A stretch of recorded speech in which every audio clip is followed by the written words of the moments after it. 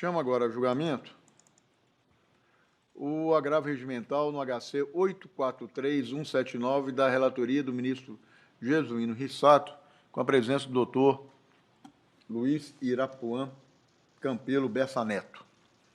Doutor Luiz, tudo bem? Olá, ministro. Boa tarde. O senhor dispensa a leitura do relatório? Dispensa, excelência. Então, Vossa Excelência tem prazo por 5 minutos. Obrigado, presidente. Em seu nome, cumprimento os excelentíssimos ministros, douto membro do Ministério Público Federal, servidores, colegas advogados e demais pessoas que acompanham esta sessão. Excelência, de forma bastante breve, bastante objetiva, trata-se aqui de agravo em habeas corpus contra a decisão do ministro relator, Jesuíno Rissato, que denegou a ordem monocraticamente, afirmando que haveria, então, fundamento idôneo para a custódia cautelar do paciente, ex-prefeito do município de Corupá, aqui no estado de Santa Catarina, especialmente em razão de integrar, supostamente, organização criminosa bastante complexa. O habeas corpus ele decorre de decisão proferida pelo Tribunal de Justiça de Santa Catarina no âmbito da Operação Mensageiro, operação bastante conhecida aqui no estado, que apura basicamente a prática dos crimes de organização criminosa, corrupção passiva e ativa decorrentes de um suposto conluio entre agentes públicos e um grupo empresarial. Pois bem, a primeira fase ostensiva da operação, excelências, ela foi deflagrada em 6 de dezembro de 2022, oportunidade que o paciente ele foi alvo tão somente de mandado de busca e apreensão. Não houve, à época, decisão no sentido de afastá-lo do exercício do mandato eletivo ou mesmo de segregá-lo cautelarmente. Apenas mandado de busca e apreensão. Cerca de 5 meses após o cumprimento do mandado de busca e apreensão, foi deflagrada, então, a 4ª fase da Operação Mensageiro, em 27 de abril deste ano, com cumprimento, então, do mandado de prisão preventiva em face do paciente. E aqui chama a atenção de Vossa Excelência para o primeiro detalhe. O paciente permaneceu cerca de 5 meses à frente do Executivo Municipal, ciente de que era investigado na Operação Mensageiro, porque é alvo de mandado de busca e apreensão lá na deflagração da primeira fase, e não há qualquer elemento nos autos no sentido de que tenha ele destruído provas, intimidado testemunhas, realizado qualquer conduta no sentido de frustrar as investigações ou mesmo de buscar se evadir da comarca. O Ministério Público sequer cogita tal narrativa, excelência. Não há uma linha sequer sobre isso. Supor que há risco à aplicação da lei penal, com base em que elemento concreto, se nem mesmo o MP argumenta nesse sentido. Além disso, o suposto risco à instrução criminal, não bastasse todo esse histórico, a instrução ela se encerrou na semana passada, excelência, com o interrogatório dos acusados. Já estamos em fase de diligências finais. O réu é idoso, primário, com bons antecedentes, residência fixa. Ele está segregado cautelarmente hoje, há exatos 195 dias, não exerce mais qualquer função ou cargo público no município de Corupá, já que declarada a extinção do seu mandato eletivo de prefeito pela Câmara Municipal ainda no mês de agosto. Portanto, excelência, não há qualquer risco à ordem pública. Nesse contexto e com a máxima vênia, entende a defesa que não há qualquer elemento que justifique a prisão preventiva, sobretudo o que se refere ao periculum libertatis. A liberdade do paciente não representa, no entender da defesa, logicamente, qualquer risco neste momento processual.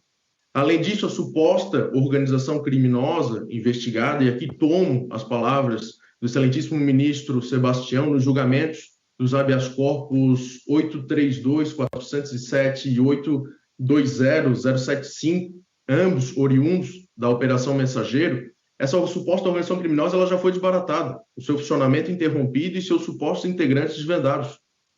E, por fim, excelências, faço apenas 3 apontamentos ainda bastante breves quanto ao argumento de que o paciente receberia valores desde 2009 e que cobraria um pedágio de 5% nos contratos do município. Em primeiro lugar, não há qualquer elemento nos autos que dê suporte a essa narrativa, trata-se de mera alegação do colaborador premiado. Em segundo, a denúncia do Ministério Público de maio deste ano aponta os supostos fatos ocorridos entre 2020 e 2022, nada em outro período, nada anteriormente a isso. E terceiro, e creio que seja o mais importante, excelência, a alegação de pedágio de 5% nos contratos não diz respeito ao paciente. É isso mesmo, excelência. Está sendo utilizado um fundamento para a segregação cautelar do paciente que não diz respeito a ele. Quando o colaborador premiado faz referência aos supostos 5% de pedágio nos contratos, ele está se referindo a outro agente público, de gestão diversa. Basta uma leitura da declaração do colaborador, juntada à inicial do habeas corpus, para vermos que há este equívoco. Portanto, e no entender da defesa com a máxima vênia, entende-se que não subsistem elementos a fundamentarem a prisão preventiva do paciente, pugnando-se, então, excelências, pelo conhecimento do agravo e concessão da ordem para a revogação da segregação cautelar, ainda que com a imposição de medidas cautelares diversas. Muito obrigado. Ministro Rissato, por favor. Senhor presidente, cumprimento o ilustre advogado por sua sustentação oral. A questão foi bem exposta da tribuna. O paciente aqui, prefeito de um município de Santa Catarina, foi preso preventivamente no bojo da Operação Mensageiro, segundo consta aqui, nesta operação aqui, de acordo com as investigações, constatou-se que dezenas de agentes públicos de diversas prefeituras de Santa Catarina estariam recebendo vantagens indevidas de empresários de um determinado grupo econômico em troca de favorecimento e superfaturamento em contratos públicos, sobretudo em serviços de coleta e destinação de lixo ou iluminação pública. Foi pleiteada a revogação da prisão preventiva, mas esta foi mantida pela 5ª Câmara Criminal do Tribunal de Justiça de Santa Catarina. A prisão preventiva que está bem fundamentada, sobretudo na gravidade aqui dos fatos. Segundo consta, ele, sendo prefeito de um pequeno município de 16 mil habitantes, ele teria recebido só nos últimos 3 anos quantia superior a R$500 mil de propina.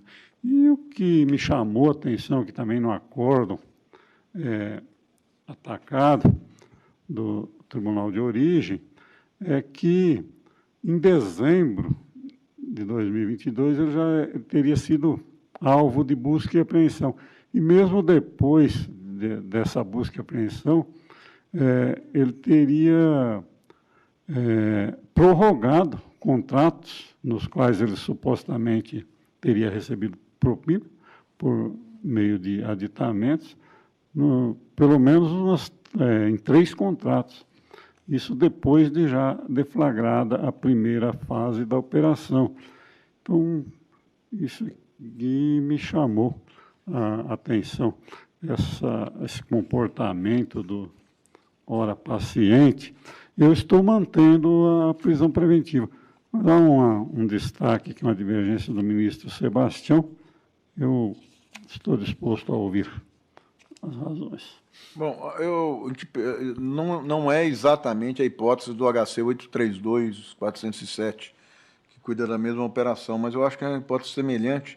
Eu tenho um posicionamento que em crimes contra a administração, em que a organização criminosa já veio a ser descoberta e desembaraçada, que existe a possibilidade que o crime foi cometido em razão do exercício do cargo, eu acho que a possibilidade é possível, sim, a substituição da cautelar de prisão, a mais gravosa, por outras cautelares. Eu entendo que seria o mesmo caso aqui, ou seja, o crime é sem violência, se trata de crime contra a administração pública, no exercício do cargo. Então, o afastamento do paciente, não há indício de risco de fuga, não há indício de tentativa de criar obstáculos ao andar da investigação e da própria ação penal. Então, eu acho que, nesse contexto, é possível a substituição da prisão por cautelares, como o afastamento do cargo. Eu acho que ele até já renunciou ao cargo, se eu não estou enganado, eu tive audiência com o advogado teria me antecipado isso. Mas, se não adianta, se não renunciou, ou seja, seria o caso de afastamento do cargo, proibição de frequentar o prédio da prefeitura, proibição de contato com outros investigados e testemunhas. Eu votaria nesse sentido. Ministro Antônio Saldanha.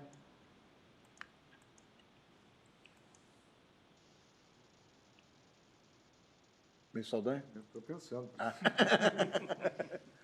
Causa limítrofe, né? Está preso já há 7 meses, né? Eu vou acompanhar Vossa Excelência com todas as bênçãos, ministro Jesus. Ministro Rogério Schetti. Eu iria justamente há quanto tempo está o acusado preso, né? E pelo que o ministro Saldanha acaba de informar, ele está preso já há 7 meses e parece que, por mais graves que sejam as condutas, né, contra o erário, necessidade cautelar da medida extrema já não há mais, né? Já houve a cessação da atividade criminosa, desbaratamento do grupo, e o acusado pode, a meu sentir, como Vossa Excelência antecipou, aguardar o processo em liberdade, que é a regra no processo penal, com as cautelas que Vossa Excelência indicou, que objetivam impedir qualquer tipo de possibilidade de que solto venha a reincidir na prática delitiva. Então, com a vênia da eminente relatora, eu acompanho Vossa Excelência.